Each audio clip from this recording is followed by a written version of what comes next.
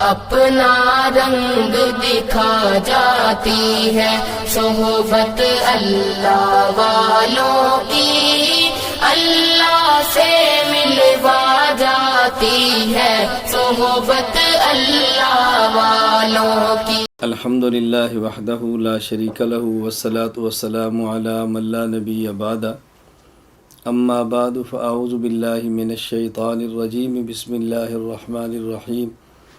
ربنا آتنا فی الدنیا حسنۃ وفی الآخرۃ حسنۃ وقنا عذاب النار۔ اللہم صلی علی محمد وعلی آل محمد کما صلیت علی ابراہیم وعلی آل ابراہیم انک حمید مجید۔ اللہم بارک علی محمد وعلی آل محمد کما بارکت علی ابراہیم وعلی آل ابراہیم انک حمید مجید۔ ہم اللہ رب العزت سے دعا مانگتے ہیں اللہ تعالی ہماری دنیا بھی بہتر اور اچھی بنا دے، اللہ رب العزت ہماری آخرت بھی اچھی بنا دے۔ دنیا میں بہترین زندگی گزارنے کے کچھ اصول ہوتے ہیں، اور بہترین آخرت حاصل کرنے کے لیے بہترین عبادت کرنی چاہیے۔ عبادت میں 3 باتوں کا خیال کرنا چاہیے۔ نمبر 1، عبادت کس جگہ کرنی ہے۔ نمبر 2، عبادت کس وقت کرنی ہے۔ اور نمبر 3، کن سے پوچھ کر عبادت کرنی ہے۔ اس لیے کہ بسا اوقات وقت کے بدلنے سے عبادت کا اجر بدل جاتا ہے، اور جگہ کے بدلنے سے عبادت کا اجر بدل جاتا ہے۔ تو کسی شریعت کے ماہر سے پوچھنا چاہیے کہ اس موقع پر کون سی عبادت کریں۔ میں اس مختصر سی تمہید کے بعد یہ بات عرض کرنا چاہ رہا ہوں کہ 15 شعبان کی رات، جسے عام طور پر شب برات کہا جاتا ہے۔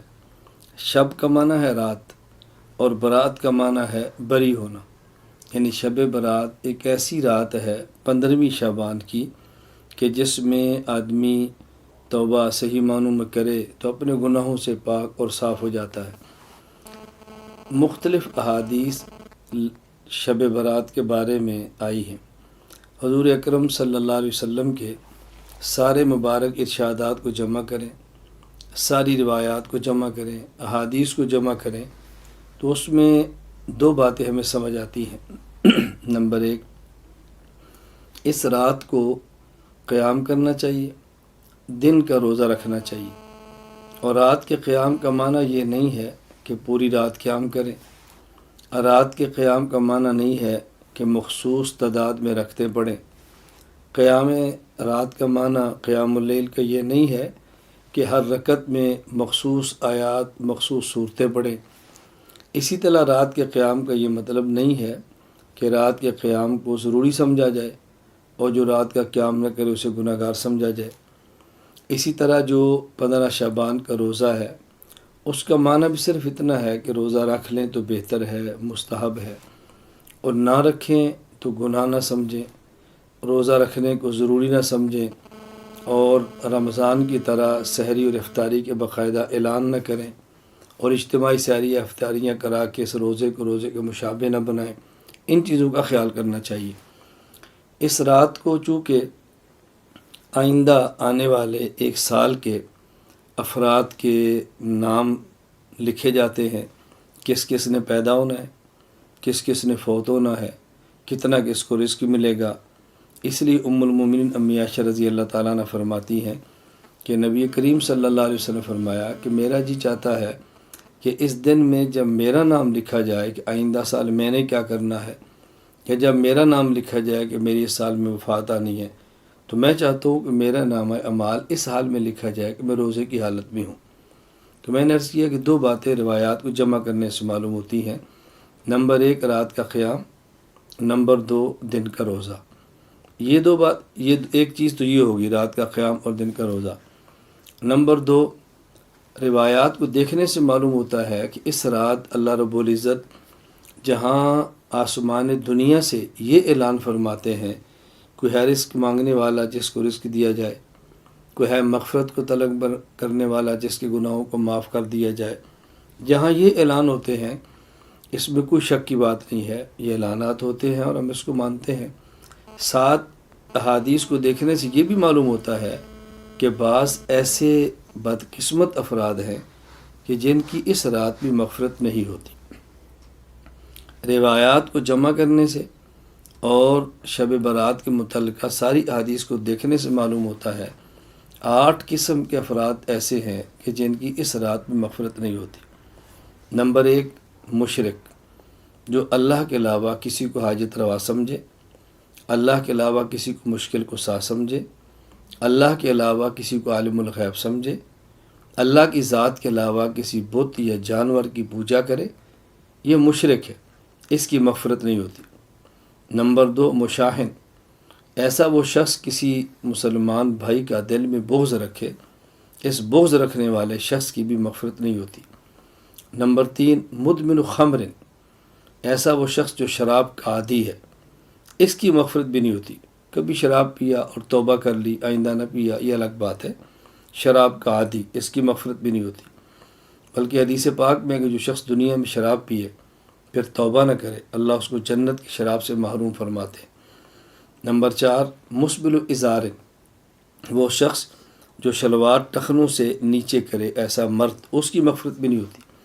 اور یہاں یہ واضح نشین فرمائیں، شلوار ہو تب، پائجامہ ہو تب، پینٹ ہو تب، تہمت ہو تب، لنگی ہو تب، کوئی بھی کپڑا جو بندہ پہنتا ہے اس کو ٹخنے سے نیچے کرنا مرد کے لیے حرام ہے۔ عورت کے لیے ٹخنا ظاہر کرنا حرام ہے اور مرد کے لیے ٹخلے کو چھپانا حرام ہے۔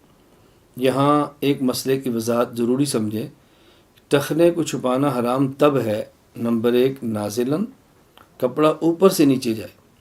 نمبر 2، قائماً، کہ بندہ کھڑا ہو، اگر کوئی شخص بیٹھا ہو یا لیٹا ہو پھر ٹخنا چھپا لے تو گناہ نہیں ہے۔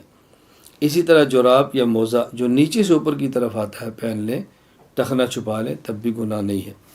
تو ایک وہ شخص جو ٹخنا چھپاتا ہے اس کی مغفرت نہیں ہوتی۔ نمبر 5، قاتل، ناحق کسی کو قتل کرنے والا، اس کی مغفرت نہیں ہوتی۔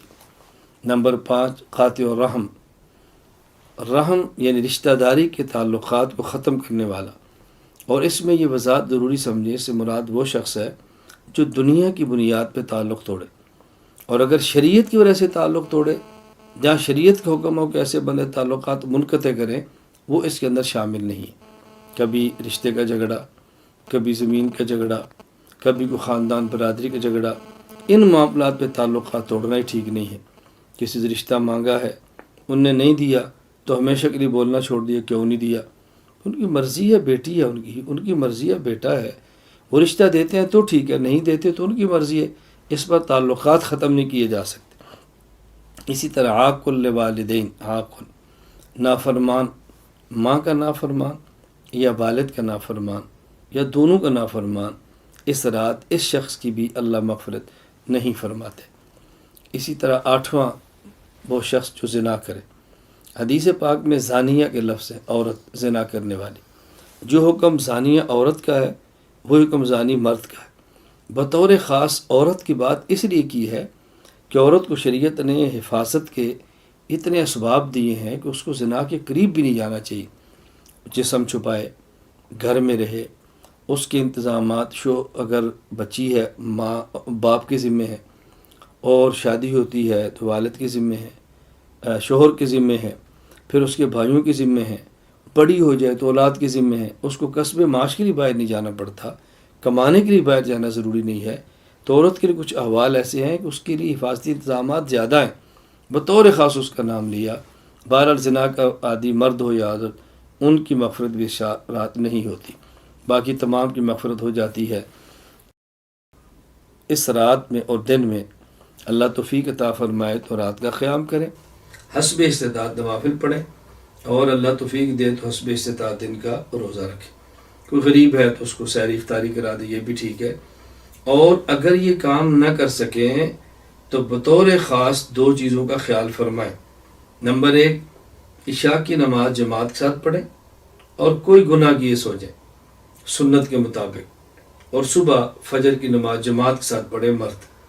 خواتین عشاء کی نماز پڑھیں، سنت کے مطابق سوئیں اور صبح فجر کی نماز پڑھ لیں۔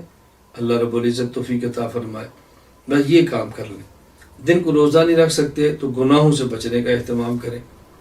ایک تو اس کا خیال کریں کہ نوافل رات کو اور دن کا روزہ نہ رکھ سکے تو کم از کم گناہوں سے بچیں، اور دوسرا بطور خاص شب برات کے موقع پر خرافات سے بچیں۔ کہیں حلوہ اور پوڑی کو ضروری سمجھا جا رہا ہے، اور کہیں رات کو پٹاخے بجانے یہ بچوں کے لیے ضروری سمجھا جا رہا ہے، کہیں اجتماعی عبادت تسبیح کی نماز پڑھنی ضروری سمجھی جا رہی ہے، کہیں خواتین اور مردوں کا مخلوط اجتماع ضروری سمجھا جا رہا ہے، کہیں مساجد اور دیگر جگہوں کو چراغاں کرنا ضروری سمجھا جا رہا ہے۔ تو کم از کم یہ کریں کہ ان خرافات سے بچیں۔ یہ شب برات کے موقع پہ پٹاخے، شب برات کے موقع پر مخلوط اجتماع، شب برات کے موقع پہ اہتمام کے ساتھ صلاۃ و تسبیح کی جماعتیں، تو یہ بدعات ان سے بچیں، رسوم سے بچیں اور خرافات سے بچیں۔ اللہ رب العزت ہم سب کو ہر دن اور ہر رات شریعت حضور اکرم صلی اللہ علیہ وسلم کی سنت کے مطابق گزارنے کی توفیق عطا فرمائے۔ وآخر دعوانا ان الحمد للہ رب العالمین۔